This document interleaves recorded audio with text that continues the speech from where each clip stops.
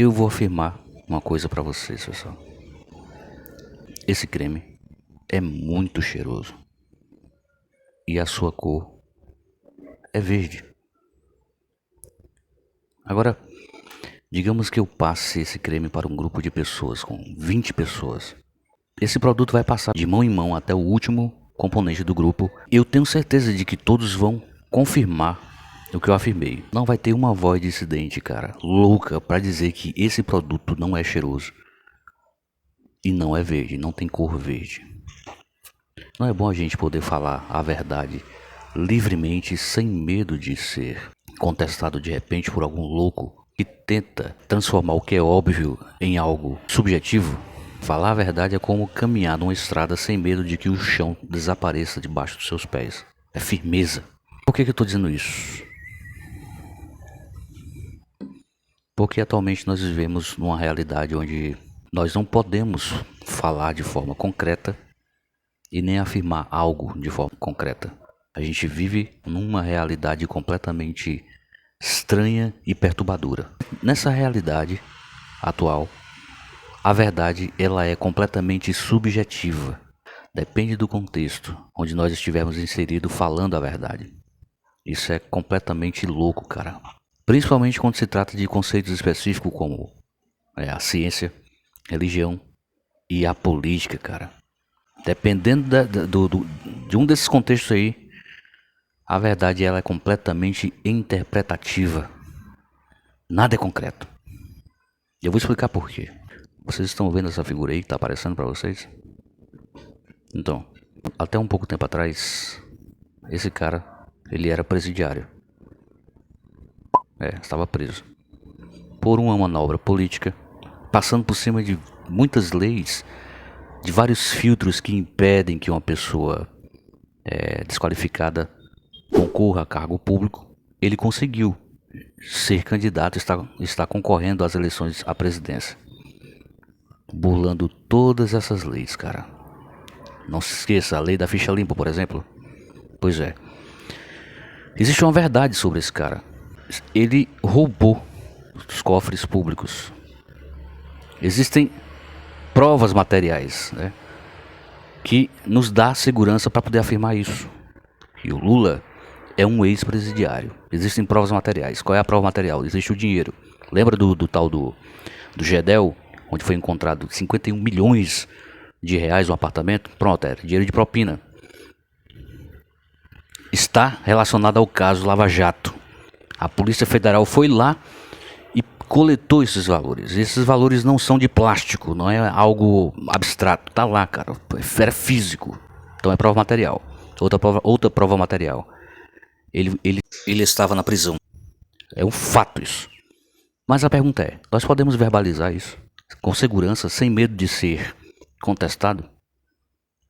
Sem medo de que alguém apareça gritando, peraí, há controvérsias. Peraí, meu amigo. Não foi assim, ele não estava no presídio, ele estava numa casa de veraneio, lá na casa do caralho. Esse é o problema. Depende do contexto, cara. É o que eu estava falando no começo do vídeo. Em que contexto essa figura está inserida? No contexto da política, cara. E ainda mais quando se tem esse fator aqui, ó. Quando envolve o contexto político e esse fator, garoto, qualquer verdade, por mais prova material que se tenha sobre essa verdade se torna interpretativa. Vai aparecer alguém, de alguma forma, para transformar a água em vinho. Fazer o milagre. É impressionante. Vê o que o William Bonner fez no primeiro debate que se teve. O William Bonner chancelou a liberdade e a inocência de uma pessoa que não tem nada de inocente, cara. Tá lá, essa figura aí que vai aparecer pra vocês, ó. Ele disse, o senhor não deve nada à justiça. Mas o cara é um jornalista, um religionalista. O problema é que o cara, ele é formador de opinião. Ele tem responsabilidade sobre o que ele fala, porque ele influencia multidões. Ou seja, é uma voz de autoridade no sentido de poder encaminhar muitas pessoas para o acerto ou para o erro.